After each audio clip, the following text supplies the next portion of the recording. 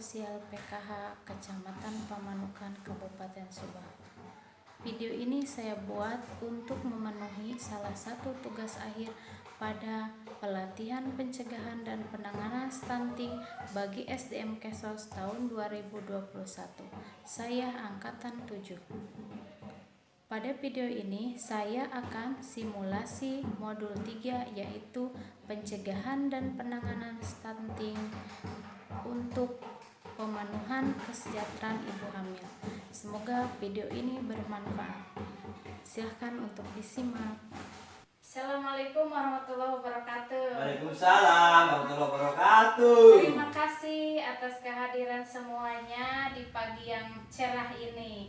Semoga kita semua dalam keadaan sehat ya Bu. Amin. Gimana Ibu kabarnya semua? Luar biasa. Alhamdulillah ya, semoga kita tetap semangat dalam menjalankan aktivitas. Ketemu lagi dengan saya, masih ingat Bu siapa? Nama saya Utik Nur Jamila, pendamping sosial PKH yang kebetulan bertugas di desa ini. Hari ini sesudah pertemuan kemarin kan pernah membahas modul 1 dan 2 tentang apa? Tentang pelatihan penanganan dan pencegahan stunting ya Bu ya? Ya, masih ingat nggak pertemuan kemarin membahas tentang apa? Stunting. Stunting, apa itu stunting? Nggak tahu. Lupa lagi. Stunting itu adalah perkembangan anak yang tidak sesuai dengan usianya. Oh iya. Jadi terlambat perkembangannya dibanding dengan anak-anak seusianya. Nah, hari ini kita akan mempelajari modul ketiga, yaitu tentang pencegahan dan penanganan stunting melalui pemenuhan kesejahteraan ibu hamil. Nah, di sini tentu pernah hamil ya? Pernah hamil ya? Nah, kalau ibu hamil itu kan perasaannya selalu sensitif, ya, betul nggak? Selalu sensitif, makanya ibu hamil itu perlu dipenuhi kesejahteraannya. Nah, pertama adalah mendukung ibu hamil mengakses informasi dan layanan yang tepat. Kenapa harus memberikan informasi dengan layanan yang tepat? Karena ibu hamil itu perlu informasi untuk perkembangan janinnya di dalam kandungan. Misalkan ibu itu harus tahu informasi tentang pertama masa-masa kehamilan di trimester pertama. Ibu tahu nggak trimester pertama itu usia berapa? Usia 0 sampai 3 bulan ketika ibu masa kehamilan. Nah, itu disebut trimester pertama. Jadi ketika di trimester pertama ibu itu harus bagaimana, harus gimana. Nah, perlunya informasi dari layanan yang tepat. Di mana ibu bisa mendapatkan informasi dari layanan yang tepat? Posyandu. Nah, bagus, pintar ibu. Siapa namanya? Ibu Umi. Terima kasih Ibu Umi, tepuk tangan untuk Ibu Umi. Jadi pertama itu kita harus memberikan informasi kepada ibu hamil. Layanan informasinya pertama Posyandu, kedua Polindes atau bidan desa yang ditugaskan di desa masing-masing. Kemudian ada puskesmas atau dokter atau layanan di rumah sakit. Jadi ketika ibu hamil itu mendukung perawatan sehari-hari ibu hamil. Nah, ketika ibu lagi hamil, ya Bu ya, ibu harus perawatan diri. Contohnya seperti apa? Ini mandi. Ibu jarang mandi. Ibu harus mandi ya Bu ya. Jadi perawatan ibu itu seperti mandi sehari 2 kali, sikat gigi, kemudian sampo ya Bu ya. Terus perawatan tubuh, apalagi kalau lagi hamil mah sok banyak naon teh Bu? Daki. Nah, gosokannya Bu, Pak. Perawatan sehari-hari ibu jangan lupa mandi, gosok gigi, kemudian perawatan tubuh, misalkan pakai hand body, minyak wangi, biar enak ya Bu ya. Kemudian pentingnya mendukung ibu dan ayah untuk memberikan stimulasi pada janin. Nah, jadi ketika ibu hamil itu bukan hanya ibu yang memberikan stimulasi. Stimulasi itu apa tadi?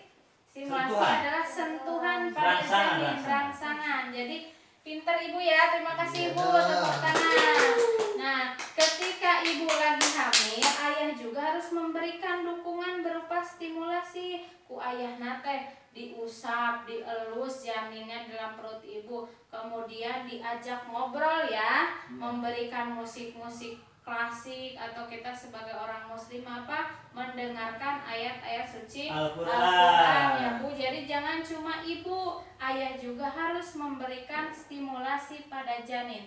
Kemudian pentingnya dukungan keluarga dan masyarakat terhadap ibu hamil. Jadi ketika ada tetangga kita yang hamil, kita harus memberi dukungan dengan cara tadi mendoakan ibu hamil supaya sehat selalu, supaya lancar dalam persalinannya. Jangan sampai diguncing atau diomongkeun ya punya. Misalkan ibu itu mah geuning cenah geus 6 bulan oke tapi hamilnya kecil. Jadi itu tidak boleh. Jadi kita harus memberi dukungan kepada ibu hamil ya Bu ya. Misalkan ibu Eti mah hamilnya cenah gede cenah. Nah kamu mah Bu cenah hamil, nah ibu Milea mah hamilnya kecil. Itu tidak boleh ya Bu ya.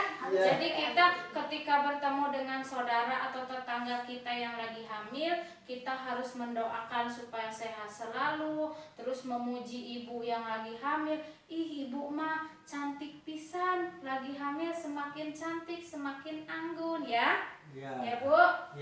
Mencari informasi yang tepat untuk ibu hamil. Nah, jadi pas ada saudara atau tetangga kita atau keluarga kita yang lagi hamil, jangan memberikan berita-berita hoax, berita-berita palsu. Misalkan, cekolot mah cenah teu meunang makan buah nanas teh, padahal boleh asal jangan berlebihan. Jadi ketika ada saudara atau keluarga kita yang hamil, memberikan informasi itu kepada saudara atau keluarga kita yang hamil dengan cara misalkan memberikan informasi, bertanya saja kepada bidan kalau kita tidak tahu. Jadi misalkan kalau ibu hamil bertanya kepada kita, ih urang mah lagi hamil teh geuningan sakit ini misalkan. Kunaonnya, terus kita nggak tahu, tapi kita memberikan informasi nanti bohong atau asal-asalan. Kalau kita tidak tahu, sarankan kepada ibu hamil untuk bertanya kepada bidan atau petugas di posyandu atau kader posyandu atau petugas di puskesmas ya. Jangan memberikan berita bohong atau informasi yang kurang tepat. Kemudian cara menyeleksi informasi tentang kehamilan. Jadi ketika kita hamil ketika ibu hamil, kemudian atau keluarga atau saudara ibu atau tetangga kita yang ada hamil, jadi seleksi informasi yang masuk ke kita. Misalkan cek orang tua zaman dulu cenah orang hamil itu nggak boleh pergi misalkan kemana, atau orang hamil itu ada yang percaya harus membawa bawang putih, harus membawa gunting kuku, harus membawa silet. Kan itu informasi yang salah. Karena berita itu, informasi itu kita dapat dari orang tua kita. Tapi kalau kita mencari informasi yang tepat ke layanan kesehatan, ke orang-orang yang pernah pengalaman dalam hamil, nah supaya ibu hamil itu hatinya senang, bahagia, rileks, santai, tidak mudah stres. Kalau ibu hamil mudah stres, akibatnya berpengaruh buruk pada janin yang dikandungnya, sehingga akan menjadi bayi atau anak yang stunting. Jadi perkembangannya tidak baik, perkembangannya tidak sesuai dengan usia anaknya ya Bu ya. Nah itu ya Bu ya, paham? Jadi ya. kalau kita punya tetangga atau saudara atau keluarga kita yang hamil, berikan dukungan kepada ibu hamil supaya hatinya senang, supaya ibu rileks ya. Ya, terima kasih Bu Mega ya. Jadi ibu itu tidak stres ibu hamil itu. Nah, makanya cara pencegahan dan penanganan stunting melalui pemenuhan kesejahteraan ibu hamil. Nah, inilah salah satunya adalah supaya janin di dalam kandungan tidak stunting. Ini ya Bu ya. Jadi, nah, gimana cara pencegahannya? Salah satunya seperti ini, memberikan informasi yang tepat, perawatan ibu hamil sehari-hari ya, mengakses informasi yang tepat untuk ibu hamil. Paham ya Bu ya? Ya, semoga kita semua sehat selalu. Kalau ada yang hamil di sini, saya doakan semoga lancar sampai nanti persalinan ya. Terima kasih ya Bu atas pertemuan hari ini. Sampai ketemu lagi di minggu depan ya. Untuk modul berikutnya, semoga kita, saya, ibu-ibu semua dalam keadaan sehat walafiat. Terima kasih sekali lagi. Sekian dulu untuk pertemuan hari ini. Assalamualaikum warahmatullahi wabarakatuh. Waalaikumsalam.